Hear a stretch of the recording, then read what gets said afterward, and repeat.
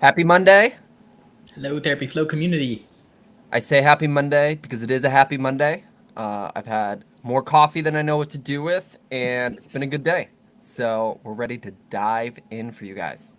I second that. Today we've got a very interesting topic, and I think this specifically resonates with the younger practice owner. I think this specifically resonates with, and not young like age, but maybe new in business, new New in in running a business. private practice. Yeah. Yeah. We're talking specifically about marketing and why it's possibly the number one thing you need to think about. And it's the first thing you should take action on. Yeah. Josh, want to get us started?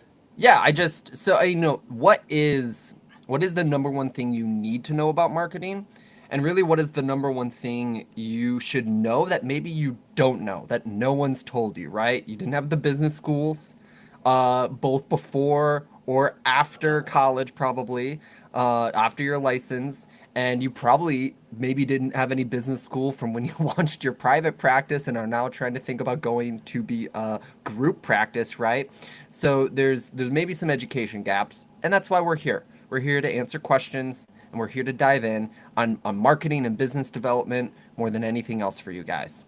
And as Attilio and I talk to literally hundreds of practice owners on a monthly basis, there's one big thing that comes to mind, and it's sort of, when do I start marketing? When do I market? What is healthy marketing? But it all just like collates into a single question of marketing and when to start for your practice. And we'll answer that as a solo, and we'll answer that as a group. So we know one core topic. Your business cannot exist without money. Your business can't exist without money, and I venture to say like cash is the actual oxygen or gasoline for the engine. Um, and so we know that therapists want referrals, right? When we ask a therapist what they want, they say we want more referrals. We want a full caseload. We want full caseloads for all of our clinicians, and that's because cash is oxygen, and it's not only oxygen for our businesses, but it's also oxygen for our clinicians, right? They Yeah. could be starving. Our team could be pruning off or not able to provide for their families, like worst case scenarios. So, guys, we need cash. And to get referrals, we need to have new clients first who will refer us, unless you're really great at creating referral partners out of the blue. So, I would venture to say marketing is the first and foremost, most important thing that you have to think of, and the first thing that you have to launch and do. And it only gets better. It only gets better. You only get stronger as you're lifting the weights and doing the actions for marketing. And and I think that's the actions for marketing. Marketing is the action of attempting to get clients. Marketing is the action of attempting to get clients and hopefully successfully getting clients, right? And there's one thing that's more true about business than anything else. It's that it one needs to make cash, as Attilio was just saying, but a different way to phrase that is it needs new clients. It needs people to find out about you, to learn about you, and to want to do business with you. And here's where the rubber meets the road.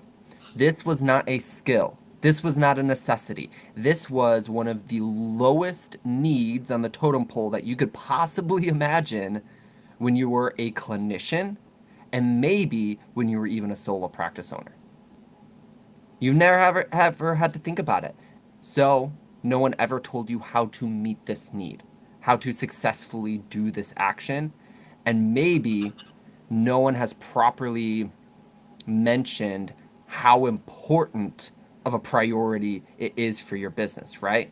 As humans, we need food, we need water, we need shelter, and maybe like a big fourth that they don't talk about is like we need sleep, right? Because all of those were proven to die within a matter of days or weeks without those things, right? Without lead acquisition, without new clients, your business will appropriately die. And there's a lot of other things you can go without in your business that doesn't kill it. But not having marketing is certainly one of them. Yeah, I'll kind of continue on The interesting thing about this is you've got a great service, and if you've got a great service, it's kind of your responsibility to present yourself as an available option to the people that you can serve and the people that you can help. In a lot of ways, marketing is one of the most responsible things you can do.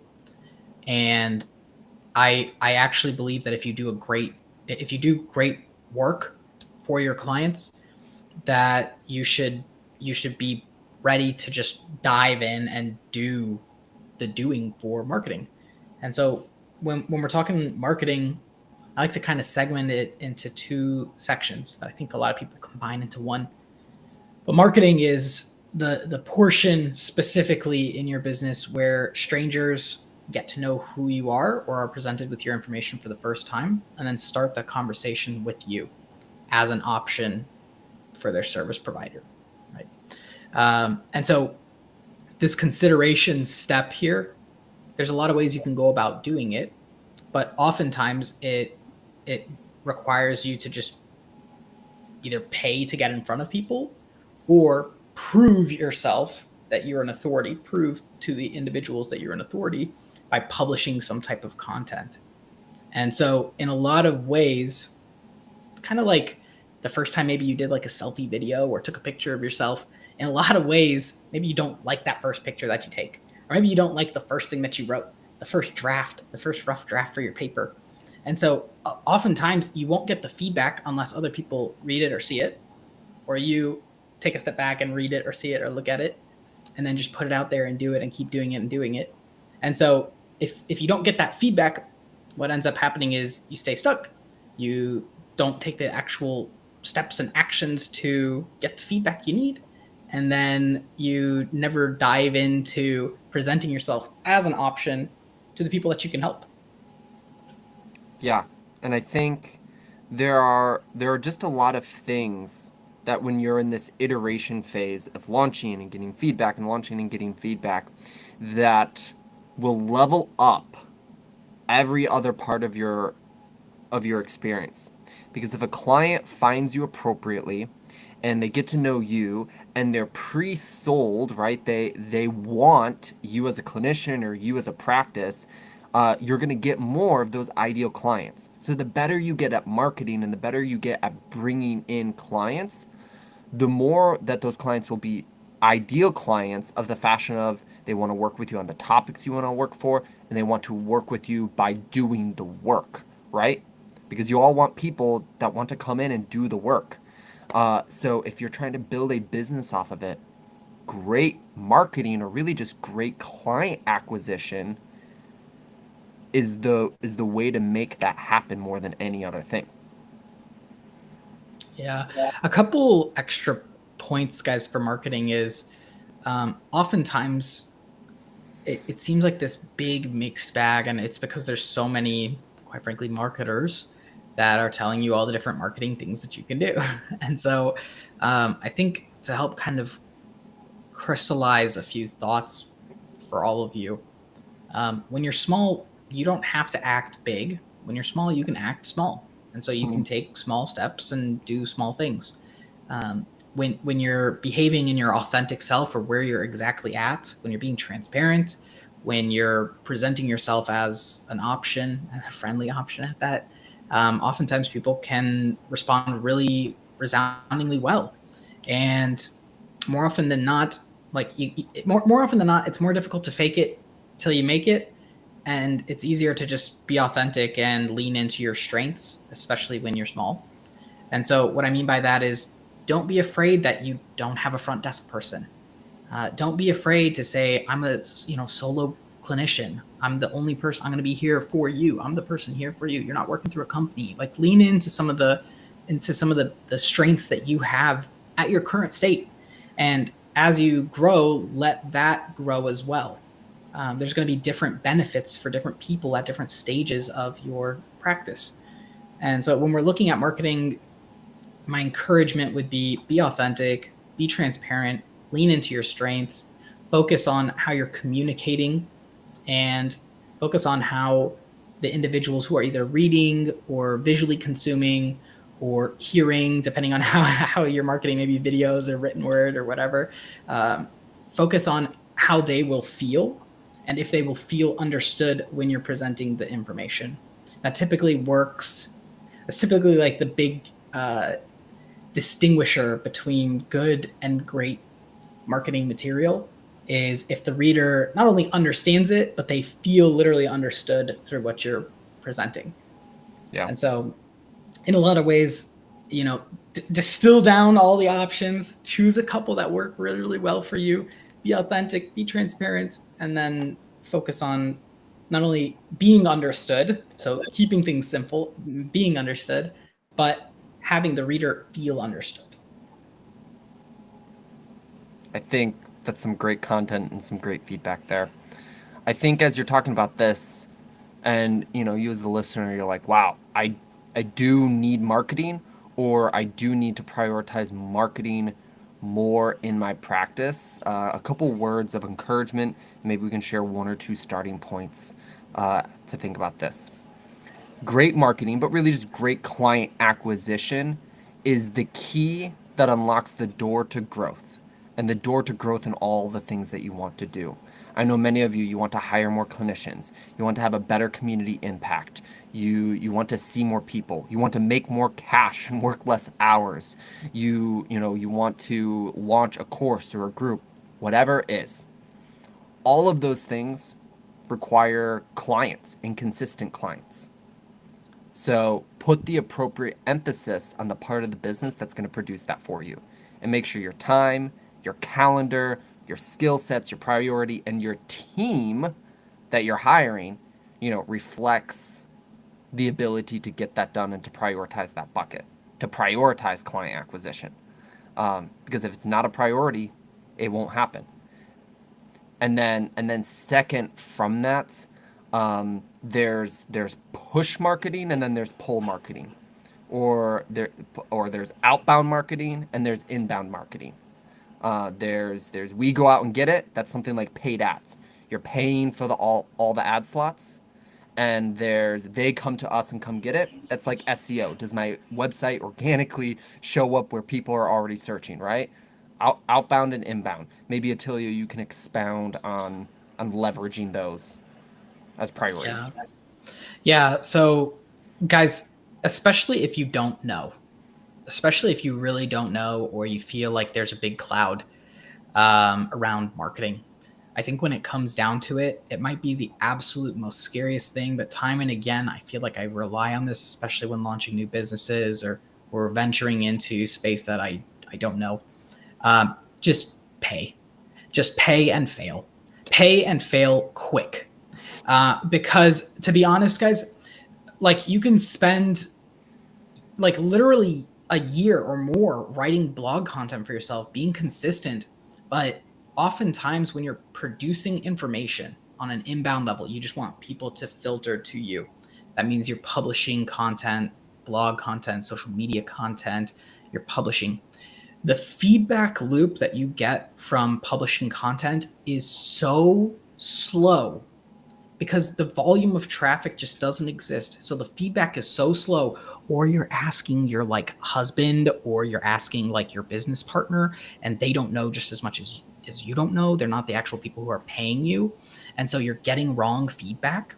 And so what ends up happening is you could spin your wheels literally for years, just publishing. You could literally be consistent, do all the right things, but because you're not actually getting feedback at a quick enough pace, you just spin around in circles. And so please, please, please, please consider taking even just $1 a day, guys, even just $1 a day and spend it on advertisement, because you will have hundreds of people view your stuff in days. And that will give you a ton of feedback on, is my thing working? Is my thing resonating with my marketplace? Or do I need to change it? And so, guys, I full-heartedly, maybe call it bias, but when you can get hundreds of people to see your thing and no one opts in versus waiting for time to pass and hundreds of people finally see your thing and then finally you get the feedback you need to change, guys, I would rather speed that up and condense my timeline into weeks. If you're being consistent and you're making changes and you're not giving up on yourself, I would rather condense that timeline rather than, quite frankly, waste a lot of time to see if something happens. So please, my big recommendation is put your stuff in front of people by paying. And then if you fail, don't give up. If you fail, don't give up. That just means that you haven't figured it out yet. You haven't cracked the code just yet on it. And so that would be my biggest recommendation. That would be my biggest recommendation on this. And that's a massive recommendation. And I actually think of earlier today as one more version of how to speed up that feedback loop to get really good, or at least produce assets that will generate clients for yourself in a fast manner. Paid ads, paying for the feedback is one. Another way in terms of paying for the feedback is to get a coach, or to be a part of a process or a program. So today on one of our coaching calls, and I think of this, we picked apart copywriting in a way that will apply to this person's Psychology Today listings, their group practice Psychology Today listings for all their clinicians, their websites, their ads, and a bunch of other places. And this woman walked away with massive feedback and action points as a result of, me and our team that was on that call having wrote and been in the industry for enough years to give insightful feedback immediately on the production. It was an environment where it was safe to fail, and it wasn't just then, oh, I have working copy for my website, but it was new growth for that practice owner. So the next time that they try again, they're going to be massively more successful. So pay, for the appropriate feedback can also massively speed up things as well. Josh, I don't have money to market. Yeah. So unfortunately, and this is the whole reason why we're doing this live today, if you're married and you say, I don't have time for my spouse, or you have kids and you say, I don't have time for my kids, that is a massive indication that you don't understand what it takes to be married, or what it takes to be a good father, right? Plenty of bad fathers and plenty of bad husbands and plenty of bad practice owners that don't market their practice. And so I mean this, that you don't have to spend hundreds or even thousands of dollars. This is the same advice you give for someone who's paying off debt and budgeting and trying to save, right? You use what you can based off of the priorities and restrictions that you have. But if you aren't actively and aggressively trying to figure out, how do I prioritize spending money on marketing, or at minimum spending time and leveraging my time instead of dollars on marketing, then you're not valuing the department in your business that you're now in charge of that is going to make you successful. And maybe, Attilio, you can talk about this for the group practice owner that also wants to grow, that has maybe client flow, that has a few clinicians flow, but how does the valuing of this come back up to the surface at that stage of a group practice owner's doing a couple $100,000 a year? My mind jumps to giving up the good for great. That's what my mind immediately jumps to, but I have a few other thoughts too.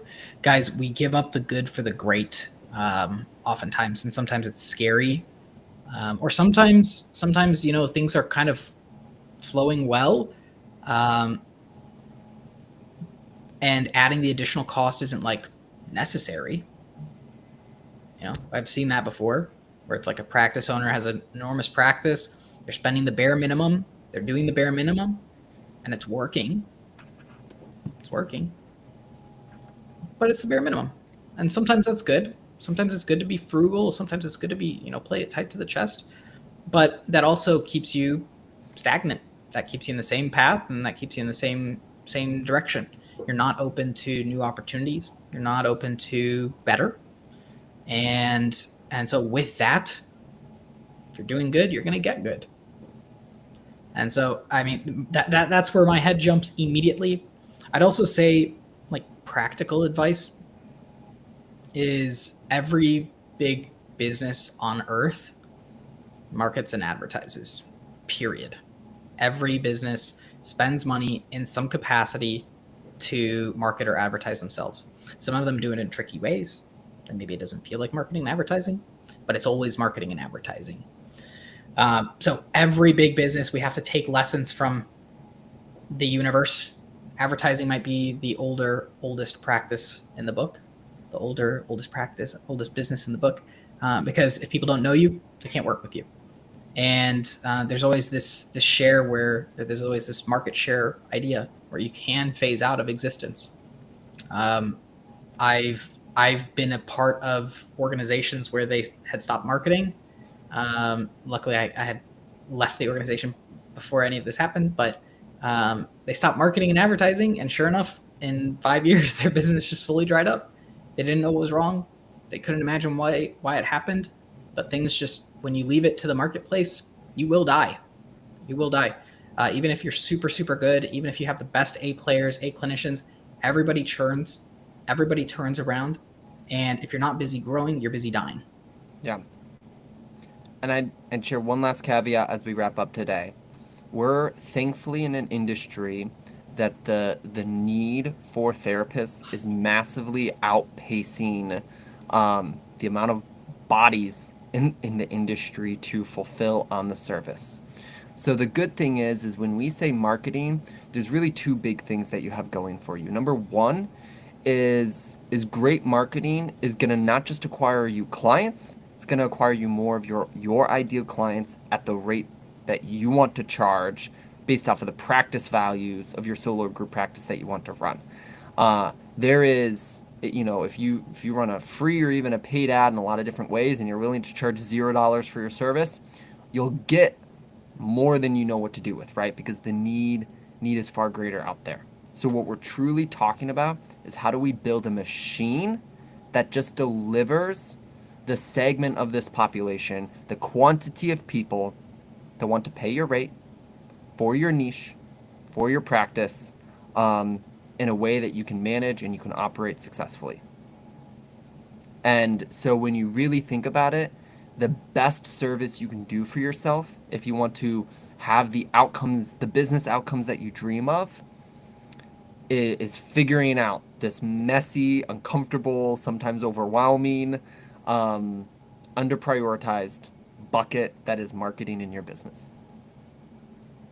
I'll maybe close out with like a really tactical thing. We talked about paying today for marketing. We talked about a little outbound, a little inbound. Inbound is they found you and they're coming to you, and outbound is you went out to them somehow and they were interested and they opted to have a conversation with you. Right? I don't think I fully answered that earlier. Yeah. But that's it. So like quick tactical things, guys.